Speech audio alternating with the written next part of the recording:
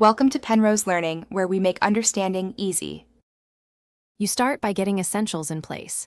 Make a current backup, because updates can fail and you need a restore point. Once done, make sure your MacBook has recent Mac OS updates so Finder supports iOS installation. Connect the iPhone with a cable or enable trusted Wi-Fi. Unlock the device and tap Trust when prompted. This step ensures the MacBook can access iPhone system files, so you avoid mid-update communication errors and can proceed to check for the official iOS installer.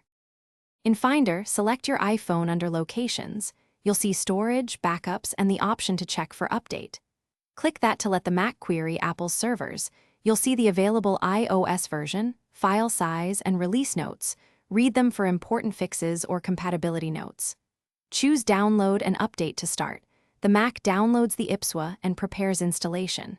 Make sure you keep the iPhone unlocked and the Mac awake, because interruptions during download or verification cause the process to restart.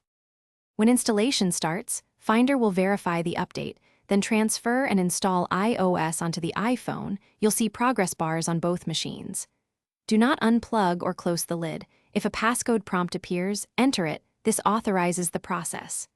Once the iPhone restarts and shows the welcome screen, follow on-screen setup. If the update fails, try a different cable, reboot both devices, or use Mac Safe Mode to eliminate third-party interference. Those steps resolve most common installation hangups.